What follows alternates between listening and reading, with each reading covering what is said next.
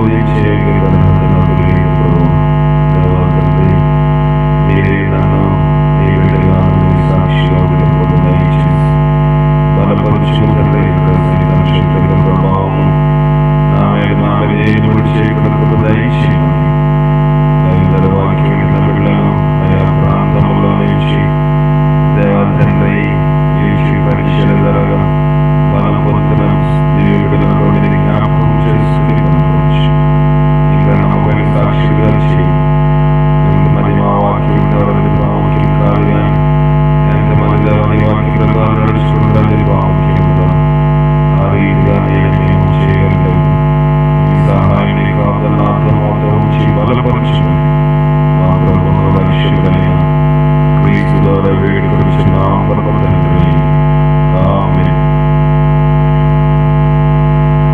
ఆరాధన గీతంలో నుంచి పాడుకుందాము. 53వ పాట. బిడ్డ నీ హృదయము నాకేమో, నిత్య జీవము నిత్యదనని ఎరుగవా. 53వ పాట. బిడ్డ నీ హృదయము నాకేమో, బిడ్డ నీ హృదయము నాకేమో, నిత్య జీవము నిచ్చెదనని ఎరుగా. అంతరంగం మెల్ల కడిగేదాన్, అంతరంగం మెల్ల కడిగేదన్, అపవిత్రతను తొలగించి కృపనితో. బిడ్డ నీ హృదయము, బిడ్డ నీ హృదయము నాకేమో, నిత్య జీవము నిచ్చెదన ఎరుగవా. నీ పాపమంత పరిహరింప, నీ పాపమంత నాదు ప్రాణము నీకై బలి చేసితి. బిడ్డ నీ హృదయము నాకేమో, నీ హృదయము నాకేమో, నిత్య జీవము నిచ్చెదనని ఎరుగ. పాపము నుండి పారిపోదువా, పాపము నుండి పారిపోదువా. భూమిదే నీవు పొందావా. బిడ్డ నీ హృదయము, బిడ్డ నీ హృదయము నాకేమో, నిత్య జీవము నిచ్చెదనని ఎరుగవా. ఇహలోక నుండి తొలగిపో, ఇహలోక నుండి తొలగిపో. ఊహ కందని ఆనందమునే నీతో నో. బిడ్డ నీ హృదయము నాకేమో, బిడ్డ నాకేమో, నిత్య జీవము నిచ్చెదనని ఎరుగవా. నీ ఆత్మను కర్పించుమో, నీదో ఆత్మను నా అందు నిత్యము వసింపనకు స్థలమేమో. బిడ్డ నీ హృదయము నాకేమో, బిడ్డ నీ హృదయము నిత్య జీవము నిచ్చెదనని ఎరుగవా.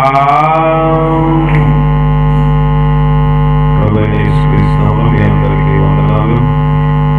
లైవ్ ద్వారా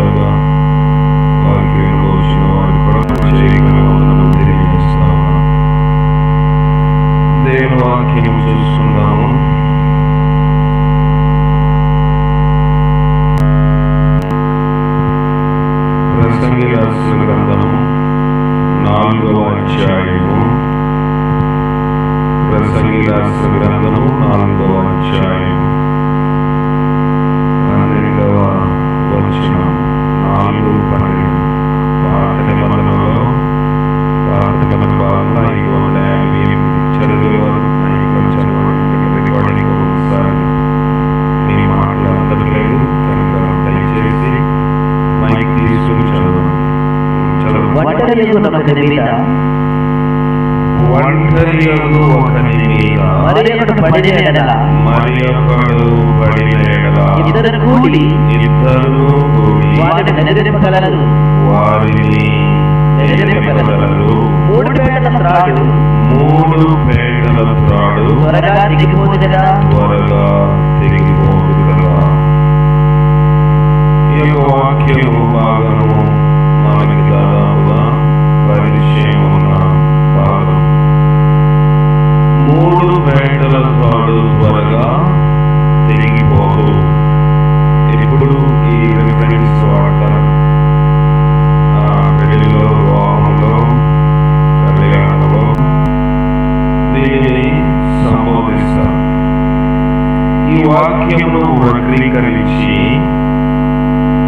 చాలా మంది 3 పేటల తాడు 3 ముడులుగా చెప్తా ఉంటారు. 3 పేటల తాడు వేరు, 3 ముడులు వేరు. 3 అనేది విడిపోకుండా వేసేది, తాడు అనేది తెగిపోకుండా. ఎన్ని పేటలు ఎక్కువైతే అంత బలము ఉంటారు. విడిపోవడానికి తెగిపోవడానికి చాలా వ్యత్యాసము ఉంది. మనము ఇప్పుడు అందరికీ ట్యాప్స్ వచ్చేసాయి, మోటార్లు వచ్చేసాయి, బోర్వెల్స్ వచ్చాయి. కానీ పూర్వజనములో బావులు, నీళ్లు ఉండేవి. బావిలో నుంచి నీళ్లు తీయాలి, చేరుకోవాలి, ఏం కావాలి? తాడు. దానికి ఏం కడతారు? బకెట్. బకెట్ అంటారా? ఒకదానికి డొక్కు అంటారు. కొన్ని దగ్గర బకెట్ అన్నమాట వాడతారు, అది తెలిసిన భాషే. కొన్ని దగ్గర చేత అంటారు. ఇది వరకు తాటాకులతో కూడా చేస్తారు. కనుక డొక్కు, బకెట్, చేత ఏదైనప్పటికీ తాడుని దానిని కలిపేది ముడి. అవునా? ఇప్పుడు అందులో నుంచి నీళ్లు పైకి చేదాలి అంటే, తోడాలి అంటే ఒక బకెట్ అవసరం, ఒక తొట్టె అవసరం, ఒక చేత అవసరము. మనుషుడు తన లోతులోకి వెళ్ళలేడు కనుక తాడు సహాయంతో ఆ బకెట్ బావిలోనికి పంపించి చేద్దా ఉంటారు. ఒకే మూడేసామనుకోండి, ఉంటారా బకెట్ కింద? మధ్యలో వచ్చేసరికి బరువు కిందకి జారిపోయి బావిలో ఊడిపోతుంది. ఇప్పుడు 2 వేస్తే కొంచెం బలం ఉంటుంది, 3 వేస్తే ఇంకా కొంచెం ఎక్కువ అవకాశం, అది ఊడిపోయే అవకాశము ఉండదు. అలాగే అది తోడే క్రమంలో ఒక పురుగు వస్తా, మీరేమంటారా? పురుగు వస్తుంది కదా, నల్లగా ఉంటారు, కొంచెం మెట్రోలు. దానితో ఎవరైనా నీళ్ళు తోడతారా? అది ఏమవుతుందంటే బకెట్ బరువుకి తెగిపోతుంది. కనుక దానికి వాడడానికి తాడుకి కొంచెం నైలాన్, ప్లాస్టిక్ ఉన్నది వాడతారు. అది కూడా ఒక పేడ ఉన్నది వాడరు. 3, 4, 6 ఇంకెంత బరువు అయితే దాన్ని బట్టి వాడతారు. ఈ బకెట్ ని మనిషిని కలిపేది తాడు, దాని 3 ద్వారా కలుపుతున్నారు. అదే రకముగా అది మధ్యలో తెగిపోకుండా ఉండాలి అంటే అది బలముగా ఉండాలి.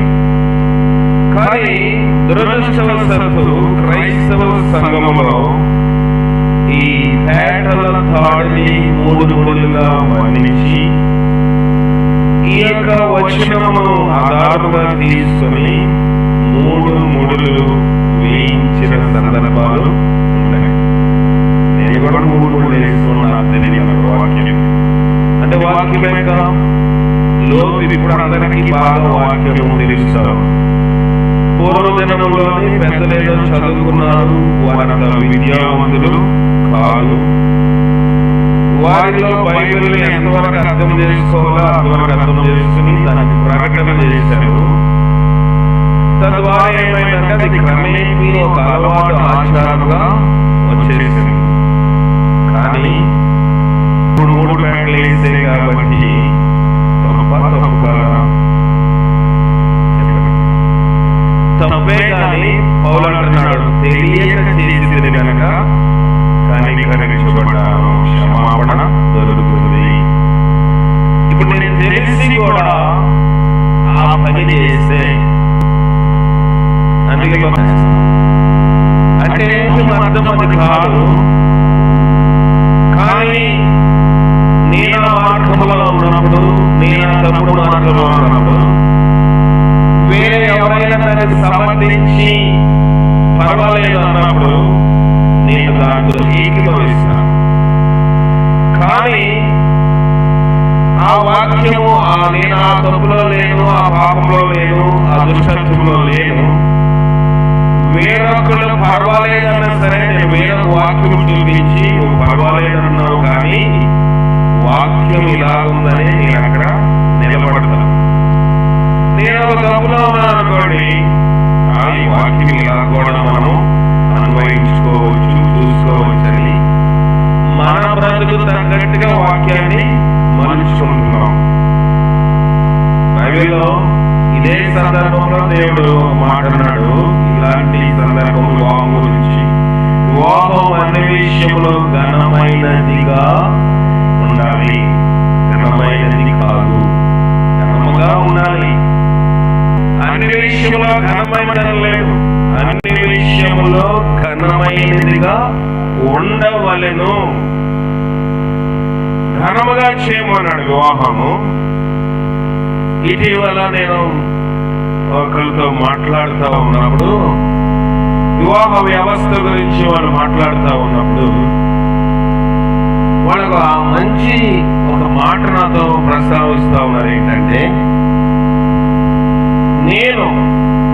నేను నా కుమారుడి వివాహం చేయవలసి వచ్చినప్పుడు నా కుమారుడు, నా బిడ్డ వేరే ఒక అమ్మాయిలో ఇష్టపడి ఆ అమ్మాయి నాకు వివాహం చేయమని అడిగాడు. ఎందుకంటే నా కుమారుడు కూడా ఎదిగాడు కాబట్టి వాడికి సరైన జోడి ఏంటో అతనికి తెలుసు, అతను ఎంచుకున్నాడు కాబట్టి మేము కూడా దాన్ని వద్దు అని చెప్పలేదు. అయితే నేను చెప్పాను నా కుమారుడికి, బాబు మనం ఎప్పటికైనా నువ్వు ప్రేమించినా మేము చూసి పెళ్లి చేసుకోవాల్సి వచ్చినా క్రైస్తవ వివాహమే చేసుకుంటాము. క్రైస్తవ వివాహం రాయి కానీ అది పరిశుద్ధ వివాహం అని రాస్తామనగా, పరిశుద్ధంగా లేకుండా నువ్వు పార్కులంతా బీచ్లంతా తిరిగేసి తర్వాత హెడ్డింగ్ పరిశుద్ధ వివాహం అని చేస్తే అది ప్రయోజనం కాదు.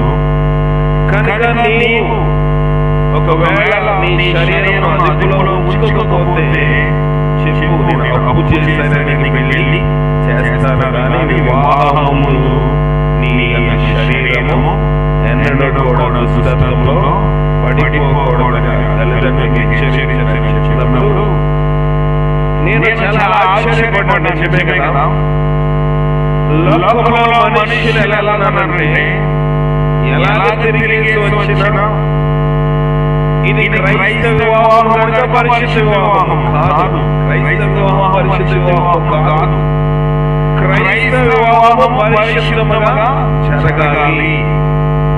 క్రైస్తవ వివాహం తిరిగి వచ్చేసి అన్ని అయిపోయిన తర్వాత పెద్దలలో మనం కనబడతాను, వీళ్ళ భార్య భర్తలను తెలియాలి కాబట్టి పరిశుద్ధ వివాహం మన బోర్డు పరిశుద్ధం అయిపోతుందా?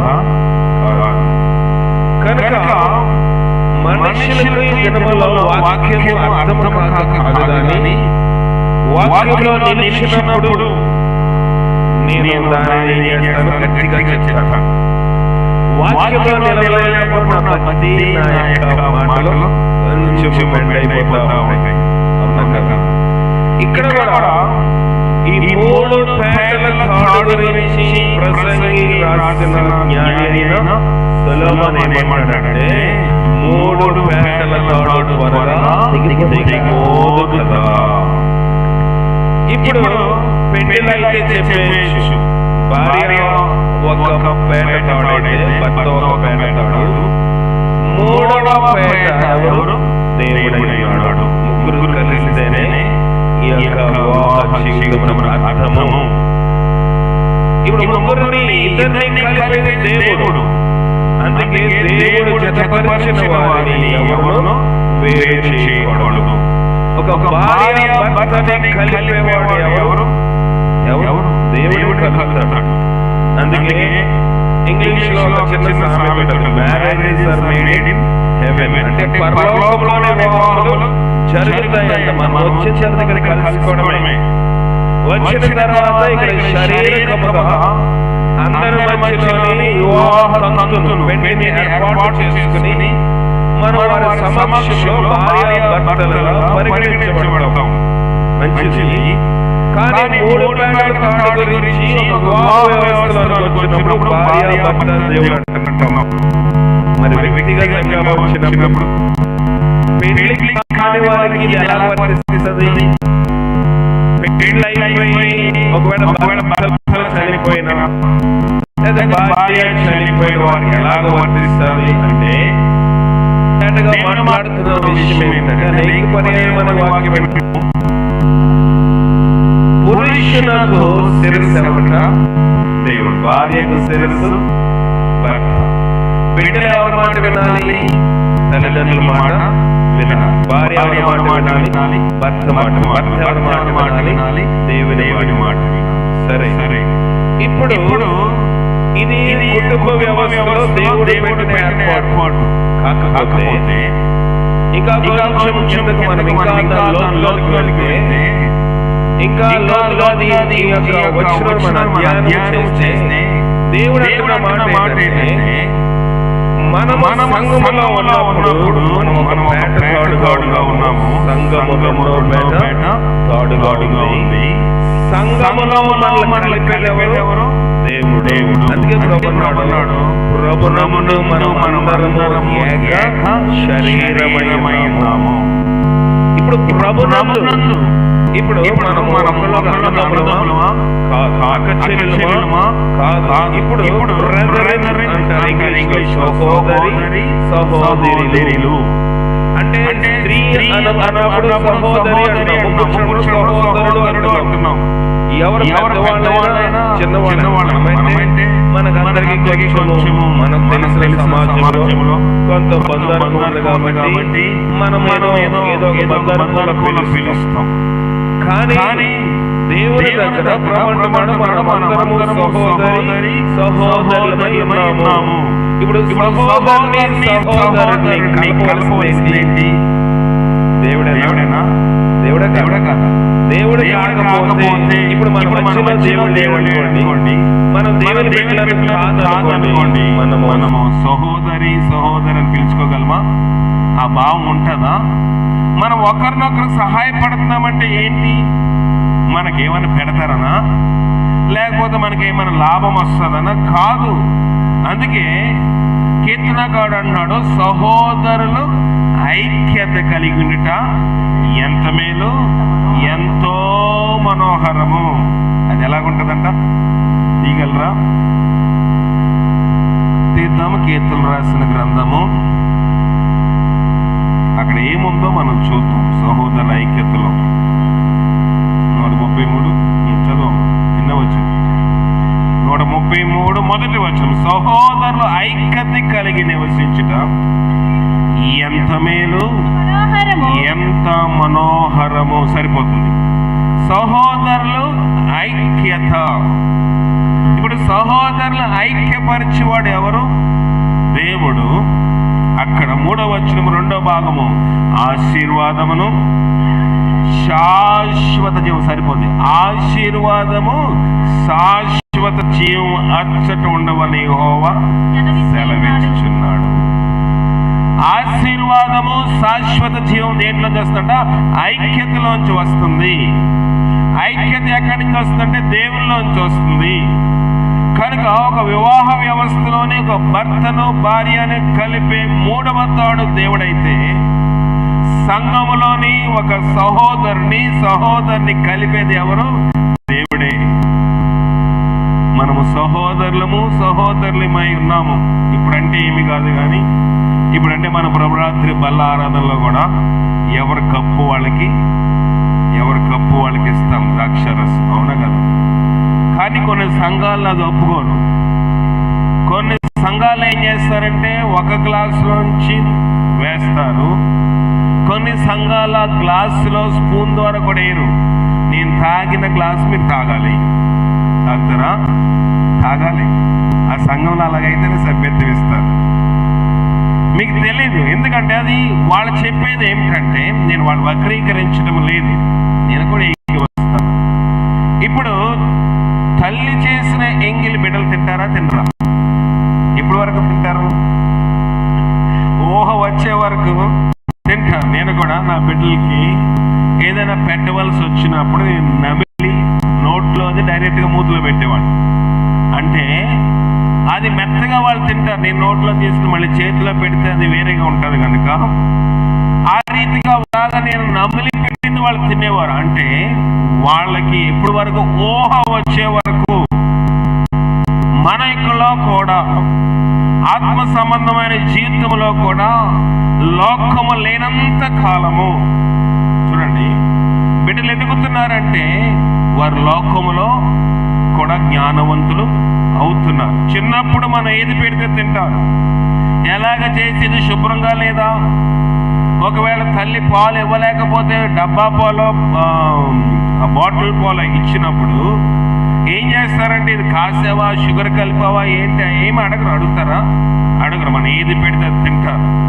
ఎలాగ అశుభ్రంగా చేసినా కూడా తింటారు. పెద్ద ఎదిగిన తర్వాత దానిని వాళ్ళు ఏం చేస్తారంటే, ఇది అశుభ్రంగా ఉంది అంటే లోకం యొక్క జ్ఞానం వచ్చినప్పుడు ఇది శుభ్రత లేదని అనుకుంటున్నారు. కానీ అమాయకులుగా ఉన్నప్పుడు, అంటే లోక జ్ఞానము పరిపక్వత వరకు లేనప్పుడు వాళ్ళు తెలుసుకుంటుంది ఏంటంటే, తల్లి ఏది పెట్టినా నా కోసమే, తండ్రి ఏది పెట్టినా నా కోసమని తింటున్నారు. ఆ తిన్న క్రమంలో వారు ఏది పెట్టినా తిన్నారు కాబట్టి ఒక స్థాయికి వాళ్ళు ఎదగలిగారు. ఇప్పుడు ఏంటంటే వాళ్ళ ఇష్టమైన తింటారు పెద్ద ఎదిగిన తర్వాత. కొన్నిసార్లు తప్పగా మనం వండిని తింటారు, కానీ పెద్ద ఎదిగిన తర్వాత మమ్మీ నాకు ఇది వండు, లేదా అది కావాలి, నాకు అది తినాలన్నది వాళ్ళ ఎంపికలు ఉంటాయి. కానీ బాల్యకాలంలో వాళ్ళ ఎంపికలకు ఎక్కడ చోటు ఉండదు. మానవ జీవితం అలాగుంటే ఆత్మ సంబంధమైన జీవితంలో కూడా ఈ తేడా పాడాలు ఎక్కడొస్తాయంటే, లోకములో మనం పరిపూర్ణమైన తర్వాత, ప్రభు ప్రేమ ఉన్నంత కాలము, దేవుని ప్రేమ మనలో నిలిచినంత కాలము మనలో ఈ తేడా పాడాలు వస్తాయా? రావు. దేవుని ప్రేమ మనల్ని ఐక్యపరిచినంత కాలము, దేవుని ప్రేమ మన హృదయంలో పరిపూర్ణంగా ఉన్నంత కాలము మనలో ఈ తేడా పాడాలు ఉండవు. ఒకవేళ నిజంగా మనల్ని ఏమైనా అయ్యో వాళ్ళకి తెలియకన్నారులే అనుకుంటాం, లేకపోతే మనల్ని ఏదైనా గద్దించినా అలాగ అనుకుంటాము, ఒకవేళ మనకు భోజనం పెట్టకపోయినా అలాగ అనుకుంటాము, ఒకవేళ మనకి సరైన స్థానం ఇవ్వకపోయినా అలాగ అనుకుంటాము. కానీ లోకములో మనం పరిపూర్ణలు అవుతున్నప్పుడు సహోదరి ప్రేమ నిర్వరముగా నిలిచేటట్లు ఉండదు. సహోదరి ప్రేమ ఎప్పుడైతే తగ్గిపోతా ఉందో, నాకు ఈ స్థానం ఇవ్వలేదు, నన్ను సరిగా చూడలేదు, నన్ను గమనించలేదు, నన్ను అనకూడని మాట అన్నారు, ఎంపికలు ప్రారంభము అవుతాయి. కనుక దేవుని వాక్యము ఈ 3 పేటల తాడు నుంచి అహరోను, అది ఎలాగుందంటే చదవండి, కీర్తనలో 33:2 అది తల మీద పోయబడి అహరోను గడ్డం మీదుగా కారి అతని అంగీల అంచు వరకు దిగజారిన పరిమళ తైలం వలె ఉండను. సరిపోతుంది. అది తల మీద పోయబడి అహరోను గడ్డం మీద కారి తన అంగీల అంచు వరకు. అంగీ అంటే వివాహం చేస్తున్నప్పుడు కొన్ని సంఘస్థులు, ఫాదర్స్, పాస్టర్లు వేసుకుంటారు. కనుక అంగీ అంచు వరకు వస్తుందంట. గడ్డం తల మేంచి గడ్డము, గడ్డం మేంచి కాలర్ మీద నుంచి అంగీ అంచు వరకు వస్తుంది. అంటే అంతవరకు తల మీద ఒక తైలము అంటే నూనె వేస్తున్నప్పుడు చెంపలకు కారితేనే ఎలాగుంటది, కొంచెం చికాగ్గా అనిపిస్తుంది. కానీ చెంపల మీద కారి అంత నూనె మనం రాస్తామంటే తల్ల ఏముందంట, తలపోటు ఉంటేనే ఎక్కువ నూనె రాస్తారు. పుట్టప్పుడు రాస్తారా? రాయం. కొంచెం మనకి ఎంటుకలు నల్లబడిపోకుండా తెల్లబడిపోకుండా ఉండడం కోసం రాయొచ్చు. కానీ తలపోటు ఎక్కువైనప్పుడు ఏం చేస్తారంటే ఎక్కువ నూనె వేసుకుంటారు. ఎందుకంటే పర్వాలేదు, వేడంతా దిగిపోవాలి అంటే తల మీద పోయబడిన నూనె గడ్డం వరకు వచ్చి గడ్డం మీద నుంచి తన వస్త్రం మీద అంచుల వరకు వచ్చిందంటే అంత నూనె ఉంటే ఏమవుతుంది, మనిషిలో ఉన్న వేడంతటిని ఆ నూనె ఏం చేస్తుంది, తగ్గించేస్తుంది. సహోదరుల ఐక్యత కలిగి ఉంటే మనిషిలో ఉన్న వేడి అంటే అనైక్యత కూడా ఆ రీతిగానే వెళ్ళిపోతుంది. దీని అర్థం అది. ఇది ఒక యాత్ర కీర్తన. ఇది ప్రయాణంలో ఉన్నప్పుడు రాసిన కీర్తన. ఎందుకు యాత్ర కీర్తన అన్నారంటే కలహములు ఎక్కడ వస్తాయంటే ప్రయాణంలో వస్తాయి రావా? సీటు నాకు ఇవ్వలేదు, వస్తుందా కలహం రాదా? అప్పుడు వరకు ఉన్న ప్రేమ, అప్పటి వరకు పులిహారియో పులుసనో పంచుకొని తిన్నవాడు ఏ పెట్టిందిలే అని కిటికీలో ఇసిరేయచ్చు, ఇస్తర్లో పెట్టింది కదా.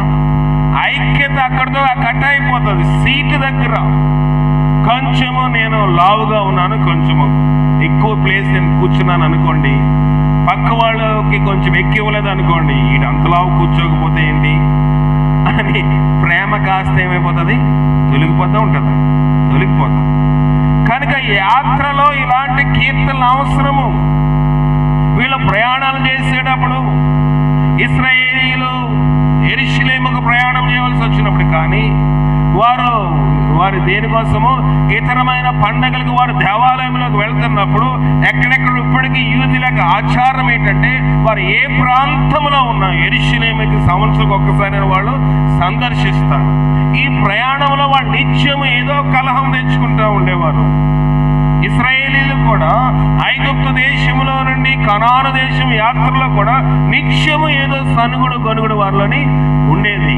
అందుకే ఈ యాత్ర కీర్తన ద్వారాగా దావీదు అక్కడ ఉన్న మనుషులకు, విడవబడే సంఘమునకు, ఇక్కడ జీవిస్తున్న సంఘమునకు తెలియజేస్తుంది ఏంటంటే సహోదరులు ఎలా ఉండాలంట, ఐక్యత కలిగి ఉండాలి.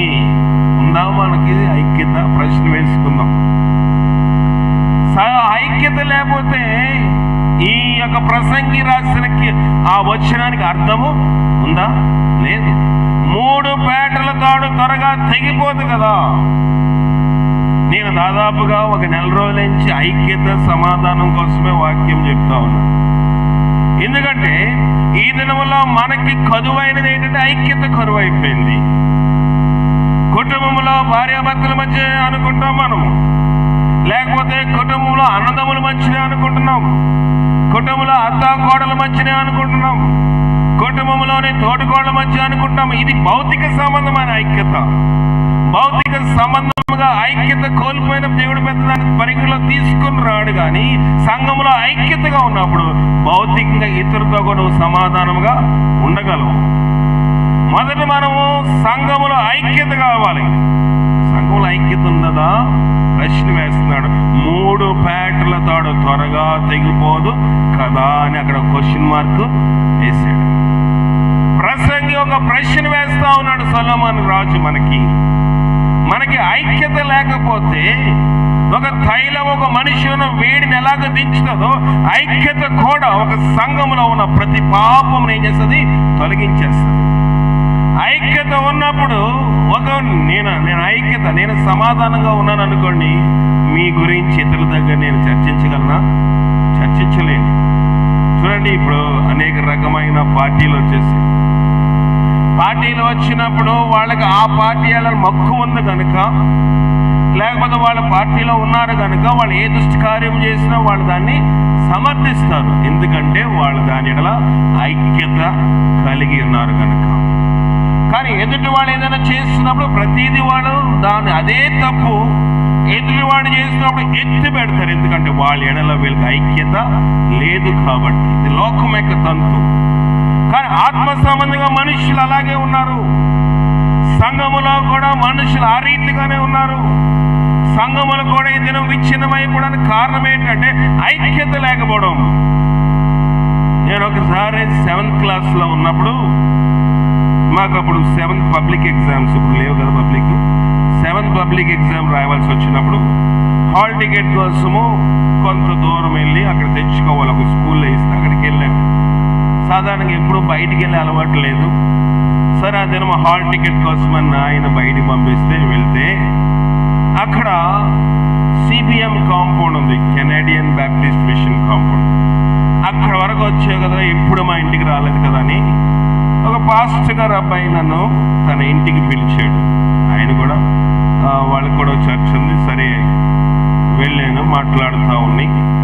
అక్కడ ఇంకా 2 పెద్ద పెద్ద చర్చిలు అక్కడ తీసుకొచ్చాడు. తీసుకొచ్చిన తర్వాత ఇది బ్రిటిష్ వాళ్ళ కాలంలో కట్టిన చర్చ్ అని చూపించిన తర్వాత బాగుంది, చాలా బాగుంది చూడ్డానికి. మరి ఇందులో పాస్టర్లో కానీ ఇందులో ఉన్న సంఘ పెద్దలు ఎవరికి తెలీదా అంటే వాడు నవ్వి, ఈ తాళం కప్ప చూడరా అన్నాడు. తాళం అంటే మీరేమంటారు? బుర్ర. తాళం బుర్ర చూడు అంటే చూశాను, అది తుప్పు పట్టేస్తుంది. పెద్ద బుర్ర వేస్తుంది, అది తుప్పు పట్టేస్తుంది. ఇది తీరా అంటే తీరు. ఎందుకు తీరంటే ఇది పోలీస్ స్టేషన్లోని గొడవ నడుస్తుంది. పోలీసులు దీన్ని లాకప్ చేసి ఏం చేశారు, తాళము స్టేషన్లో పెట్టారు. ఎందుకంటే సంఘము 2 వర్గాలు అయిపోయింది. ఇప్పుడు 2 వర్గాలు కూడా ఒకేసారి ఆరాధన చెయ్యాలి. ఏం చేయాలంట? 2 వర్గాల వాళ్ళు ఒకేసారి ఆరాధన చేయాలి. ఈ వర్గం వాళ్ళు ఒక పాస్టర్ని తీసుకొస్తారు, ఆ వర్గం వాళ్ళు ఇంకొక పాస్టర్ని తీసుకొస్తారు. ఇద్దరు 10:30కే స్టార్ట్ చేయాలి. అవుతుందా? ఇద్దరు ఒకే దాంట్లో ఐక్యత లేకుండా ఆరాధన చేయడమే తప్పు. తప్పుతో సరిపోనే వారికి ఆ పాస్టర్ వాక్యం నచ్చలేదు, ఆ సంఘ పెద్దగా ఆ పాస్టర్ నచ్చలేదు. మొత్తానికి 2 వర్గాలు అయిపోయింది. అయిపోయిన తర్వాత వాళ్ళు ఏం చేయాలి? వాళ్ళు ఒక 2 గంటలు వాళ్ళకి ఇచ్చేసి ఇంకా మిగతా ఉన్న 2 గంటలు వీళ్ళ ఆరాధన వాళ్ళ అనంతరం నడిపించుకోవాలి. సరే, మొదట్లో తీర్పు అలాగే ఇచ్చారండి ఎవరు పెద్దలు. మీరు ఉదయం 8 గంటల నుంచి 10 గంటలకెల్లా ఇది అయిపోతుంది. 10 గంటల నుంచి 12 గంటల వరకు మా ఆరాధన బాగా ఉంది. బాగానే ఉన్న సమయంలోని ఒకవేళ దైవజనుడు కొంచెం ఎక్కువ వాక్యం చెప్పాడు అనుకోండి, 8 గంటలు స్టార్ట్ చేసిన ఆయన 10:15 అయిందనుకో, ఆయన గంటలు ఒప్పుకుంటారా? మాది 10 గంటలకయ్యా, నువ్వు మానుకుంటావో చేస్తావో తెలీదు. ఇక్కడ ఇంకా చందా పాట పాడుతూ ఉన్నప్పుడు ఇంకా దైవజనుడు ఆశీర్వాదించేసరికి ఆ 2వ బ్యాచ్ వాళ్ళు వచ్చి ఇక్కడ పాటలు పాడడం ప్రారంభిస్తారంట. ఇంకెందుకు ఆరాధన చేసుకుని అవసరం అంటారా? అక్కడ దేవుడు ఉంటాడా? ఆ సంఘములోని ఇంకా ఈ మొదట ఆ గ్రూప్కి, మొదటి తెగ వారికి, ఆ పార్టీ వారికి ప్రార్థన చేసి ఇంకా ఆశీర్వాదం ఇవ్వక ముందే వీళ్ళు ఇంకా ప్రార్థన చేస్తూ ఉంటాడు. ఈ మైక్ కట్టుకుని వాళ్ళు కూర్చోబెట్టి పాటలు ప్రారంభిస్తారు. అంటే చర్చిలు ఏమైపోయి ఒక రాజకీయ వేదికలుగా అయిపోయాయి. ఐక్యత లేదు కనుక ఆ సందర్భంలో ఈ 2వ పార్టీ వాళ్ళు వచ్చి ప్రారంభ పాటలు పాడేసరికి వీళ్ళ కోపం వచ్చి వీళ్ళ కలహం ఆడుకుని రక్తపాతం చూసినప్పుడు గవర్నమెంట్ వారు దాన్ని లాకప్ చేసేసారు. ప్రభా, ఈ సంఘములంటే ఇలా అంతవరకు నాకు ఇతర సంఘములతో పెద్ద పరిచయం లేదు, ఎందుకంటే పెరిగింది ఫెలోషిప్లోని, ఇలాంటివి వినడం నాకు తెలియదు కనుక సంఘములో కూడా ఇలా జరుగుతాయి, ఎక్కువ ఉంటాయని చెప్పాడు. కనుక ప్రియమైన దేవుని సంఘమా, ప్రియమైన దేవుని బిడ్డలారా, ఈ విషయాలు మనం ఎందుకు ప్రస్తావించవలసి వస్తుందంటే మన సంఘములో దేవుని ఐక్యత ప్రేమ ఉందా? ఒకడు వాక్యం చెప్పినప్పుడు ఇంకొకరు వక్రీకరించేవారుగా ఉన్నారా? ఒకళ్ళ ప్రార్థన ఇంకొకరికి ఏంటది ప్రార్థన అనుకున్నాం, శుచి అనుకున్నాం కదా, మూతిప్తారు. ఒకళ్ళ ప్రార్థన చేస్తే ఇంకొకరు ఎక్కరీకరిస్తాము, ఒకళ్ళ పాట పాడితే ఇంకొకరికి నచ్చదు, ఒకళ్ళ కొంచెం ఏదైనా లీడ్ తీసుకుంటే ఏదైనా విషయంలో కొంచెం ముందుకెళ్తే వాళ్ళు వక్రీకరిస్తాము. ఐక్యత ఉన్నప్పుడు ఇలాంటివి జరుగుతాయా? జరగవు. ప్రసంగిలో ప్రభు చెప్తున్న మాట ఏంటంటే, సామెతల గ్రంథకర్త 3 ప్యాంట్ల తాడు. ఎంతమంది వచ్చినా ప్రయోజనం లేదు సంఘానికి, ఎంత ఐక్యత అనేది ప్రాముఖ్యం. 100 మంది రానివ్వండి, 200 మంది రానివ్వండి, 300 మంది రానివ్వండి, ఐక్యత లేకపోతే సంఘం కట్టబడుతుందా, కూలిపోతుందా? కూలిపోతుంది. ఐక్యత ఉందనుకోండి, 2 కానివ్వండి, 3 కానివ్వండి, వాళ్ళు అనేనో గొప్ప కార్యములు చేయగలరు. కనుక ప్రియమైన దేవుని సంఘమా, నేను ఎవరిని విమర్శించి ఎవరి విషయంలో నేను చెప్పడం లేదు, కానీ దేవుడు మనతో సంఘముతో మాట్లాడుతున్న సంగతులు చెవులు గలవాడు వినుగాక. మనకి సంఘమునకు కావాల్సిన హెచ్చరికలు మనకు కావాలి. లోకము గతించిపోతా ఉంది, చూస్తా ఉన్నాము. పరిస్థితులు మనము అందే అన్నీ కూడా తారుమారైపోతా ఉన్నాయి. లోకము ఎట్టిపోతుందో, దాని గమ్యం ఎట్టిపోతుందో తెలియని పరిస్థితిలో ఉన్నది. జనం మీదకి జనము, రాజ్యం మీదకి రాజ్యము లేస్తా ఉన్న సంగతులు మన కళ్ళారు మనమే చూస్తా ఉన్నాము. ఇక్కడ ప్రభువాక్యము కూడా మనతో తేటగా మాట్లాడదంటే, 3 ప్యాంట్ల తాడు తిరిగిపోదు కనుక యాత్ర కీర్తన దావీదు అన్నాడు, సహోదరుల ఐక్యత కలిగి నివసించిన ఎంతో మేలు, ఎంత మేలు, ఎంత మనోహరము, ఆశీర్వాదమును శాశ్వత జీవము అచ్చట ఉండవలనని యెహోవా సెలవిచ్చున్నాడు. ఆశీర్వాదం ఉండాలంటే నీ సంఘములో, నీ కుటుంబములో ఆశీర్వాదం ఉండాలంటే ఐక్యత ఉండాలి, ఐక్యతగా నివసించాలి. శాశ్వత జీవము అంటే పరలోకం వెళ్ళాలంటే సంఘములో ఐక్యత అవసరము. పేతురు చెరసాల్లో ఉంచబడెను, సంఘమైతే అతని కొరకు అత్యాశక్తితో దేవుని కొరకి ప్రార్థన చేయుచుండెను. ఏముంది వాళ్ళని? ఐక్యత. ఎన్ని గంటల వరకు ప్రార్థన చేశారు? 9:30కా? చెప్పండి, ఎన్ని గంటల వరకు ప్రార్థన చేశారు? వాళ్ళు సాయంకాలం ఎప్పుడో ప్రార్థన ప్రారంభించారు. పేతుని అరెస్ట్ చేశారు, సాయంకాలం ఎప్పుడో ప్రారంభించారు, బాగానే ఉంది. అప్పుడు ప్రారంభించిన తర్వాత వాళ్ళు ప్రార్థన చేసేటప్పటికి ఎంత టైము? అపోస్తలులు రాసిన కార్యములు 12వ అధ్యాయము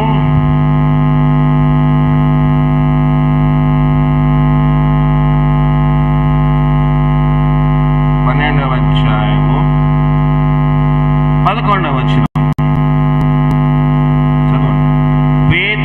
పేతురునకు తెలివి వచ్చి ప్రభు తన దూతను పంపి హేరోదు చేతి నుండి యూదులను ప్రజలు నాకు ఉద్దేశించిన వాటన్నిటి నుండి నన్ను తప్పించి ఉన్నాడని ఇప్పుడు నాకు నిజముగా తెలియని అనుకునేను. ఇట్లా ఆలోచించుకొని అతడు మార్కు అని మారు పేరు గల యోహాను తల్లి అయిన మరియ ఇంటికి వచ్చెను. అక్కడ అనేకులు కూడి ప్రార్థన చేయించుండిరి. అతడు తలవాకిడి తలుపు తట్టుచుండగా హృదయ అని ఒక చిన్నది ఆలకించుటకు వచ్చెను. ఏ టైం అది? Night time. ఉందా అక్కడ బైబిల్లో? 7వ వచనం చూడండి. ఇదిగో ప్రభు దగ్గరికి నిలిచెను, అతడు గదిలో వెలుగు ప్రకాశించెను. దూత పేతురు ప్రక్కన తట్టి త్వరగా లెమ్మని చెప్పి 6వ వచనంలో ఉంది, హేరోదు అతని తలుపులకు తీసుకుని రావాలని ఉండగా ఆ రాత్రి పేతురు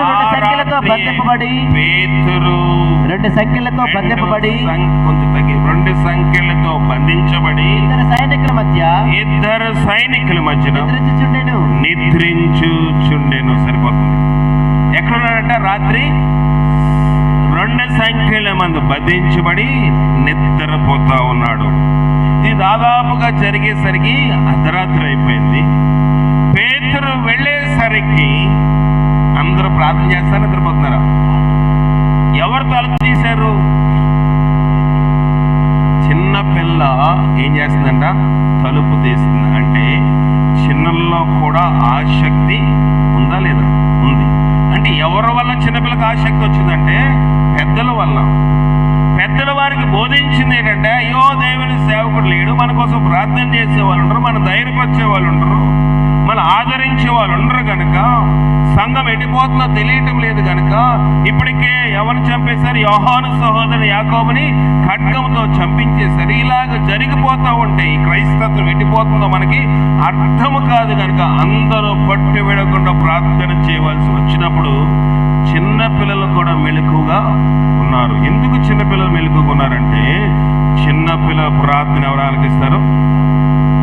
మన ప్రార్థనకు మనకు ఎక్కువ ప్రాముఖ్యత ఇస్తాం, కానీ సండే స్కూల్కి అంత ప్రాముఖ్యత ఉంటుందా?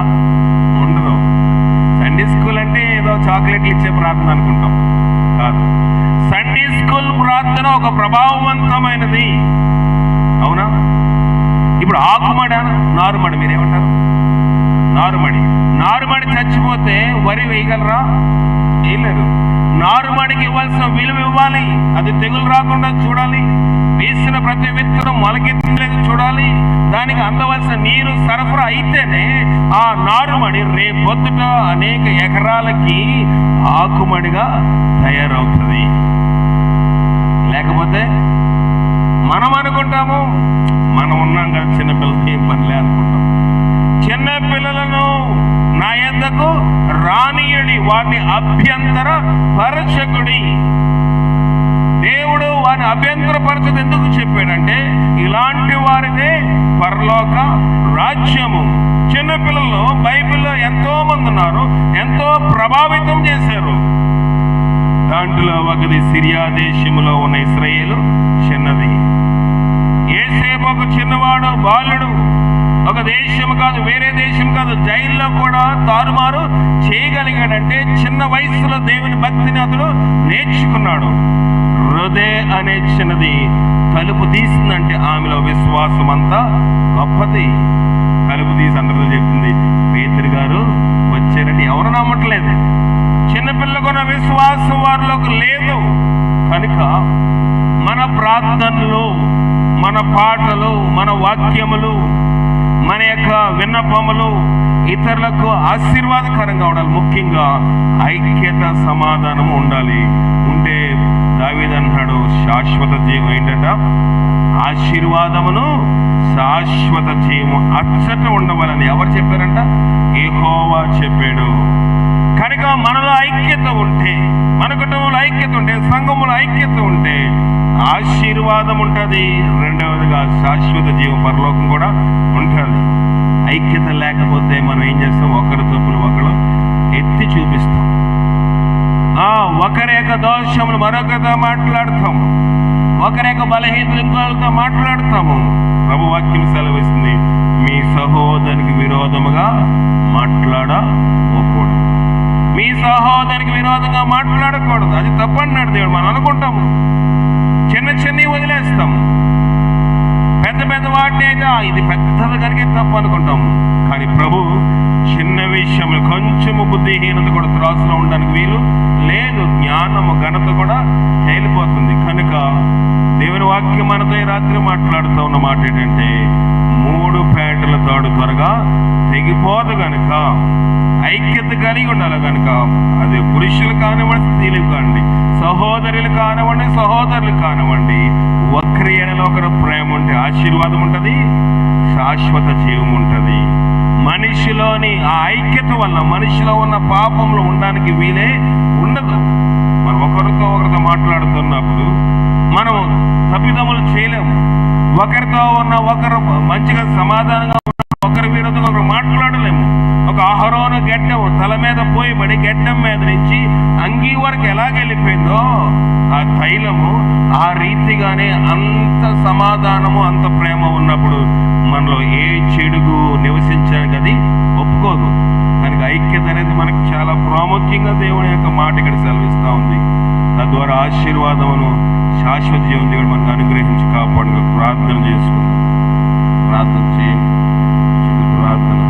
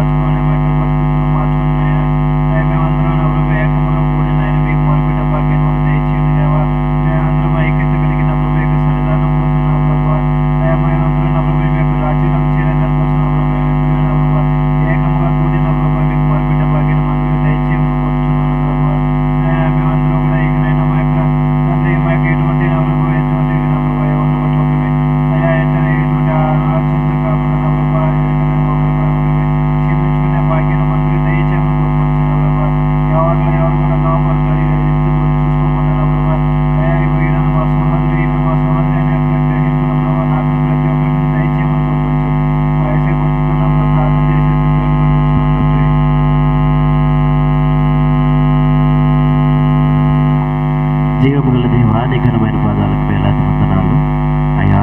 సేవకుల ద్వారా మీరు మాతో మాట్లాడి ఉన్నారు. 3 పెట్టెల తాడు త్వరగా తెగిపోతే కదా, మేము ఎన్నోసార్లు వాక్యం విని ఉన్నాము, లోకానుసారముగానే మా మనసుల్లో ఉంచుకుని ఉన్నాము. కానీ ప్రభువా, ఆ 3 పెట్టెల తాడులో నేను మీరును కలిసి ఉన్నామని గ్రహించలేని వారంగా ఉంటా ఉన్నాం ప్రభువా. అయ్యా ఇదిగో నా తండ్రి, అయా అసలు మనం చెప్పిన రీతిగా అయా మా బ్రతుకులు ఎలా ఉన్నాయి, అయా మా జీవితాలు ఎలా ఉన్నాయి ప్రభువా. దావీదైతే నా తండ్రి సహోదరులు ఐక్యత కలిగి నివసించడం ఎంత మేలు, ఎంతో మనోహరమని ఈ దినమున ఐక్యత విషయంలో మీరు మాతో మాట్లాడిన విధానం బట్టి స్తోత్రములు చెల్లిస్తా ఉన్నాం. ఇంకా మేము గ్రహించలేని వారముగా ఉన్నాం, ఐక్యత లేని వారముగా, ఒకరి మీద ఒకరు చాడీలు చెప్పుకునే వారముగా ఉన్నామేమో ప్రభువా. అదైతే మమ్మల్ని క్షమించండి. సంఘంలో ఐక్యతగా అయా పేదలు చెరసాల్లో వచ్చి ఉండినప్పుడు సంఘం ఏ విధముగా అందరూ ఐక్యతతో కలిసి అత్యాసక్తితో ప్రార్థన చేసినప్పుడు ప్రభువా ఇదిగో నా ప్రభు కార్యములు జరిగించి ఉన్నారు. అటువంటి ఐక్యతలోనికి మమ్మల్ని మీరు తీసుకొని రండి ప్రభువా. ఎక్కడ కొంచెం బుద్ధిహీనత కూడా మళ్ళీ రావడానికి వీలేదు ప్రభువా. కొంచెం బుద్ధిహీనత నా ప్రభు ఏ విధముగా నా తండ్రి ఘనతను కొట్టివేస్తా ఉన్నదో ప్రభువా, అటువంటి హీనత మాలో ఉన్నాయేమో నా ప్రభువా. కొంచెం హీనతను కూడా మాలో నుంచి మీరు తీసివేయమని ప్రార్థిస్తా ఉన్నాను అయా. ఇవి ఐక్యత, శాంతి, సమాధానము, ప్రేమ, సహోదరులు ఒకరి ఎడల ఒకరు ప్రేమ కలిగి ఉండమని చెప్తా ఉన్నాం ప్రభువా. ఒకరిని మేము నా ప్రభు పరీక్షించుకునే వారముగా ఉండాలి. ఒకరి తప్పములు, ఒకరి పాపములు ఒకరు ఒప్పుకోమని చెప్తా ఉన్నాం ప్రభువా. అయా మా సంఘంలో ఉన్న ప్రతి ఒక్క సహోదరుని మీరు జ్ఞాపకం చేసుకోండి. ఒకరి తప్పులను ఒకరు మేము నా ప్రభు ఎత్తి చూపే వారముగా కాకుండా ఒకరు మేము క్షమించుకునే గొప్ప భాగ్యాన్ని మాకు దయచేయమని ప్రభువా. ఏది ఉన్నప్పటికీ సంఘంలో కూడి మాట్లాడుకునే గొప్ప భాగ్యాన్ని మాకు దయచేయమని ప్రభువా. అయా ఏదైనా మనం ఎంతో వర్తమానం మాకు మాట్లాడి ఉన్నాం. ఐక్యత లేని వారముగా ఉన్న మమ్మల్ని ప్రభు ఐక్యపరచడానికి మీరు ఇచ్చిన గొప్ప అవకాశాన్ని బట్టి స్తోత్రములు చెల్లిస్తాను. ఇది మొదలుకొని ఐక్యత కలిగి మేము జీవించడానికి కృప చూపించమని యేసయ్య పరిశుద్ధ నామములో ప్రార్థన చేసి అడిగి వేడుకుంటున్నాను తండ్రి, ఆమేన్. తండ్రి దేవుని యొక్క ప్రేమ, కుమారుని యేసుక్రీస్తు వారి యొక్క కృప, పరిశుద్ధాత్మిక సహవాసం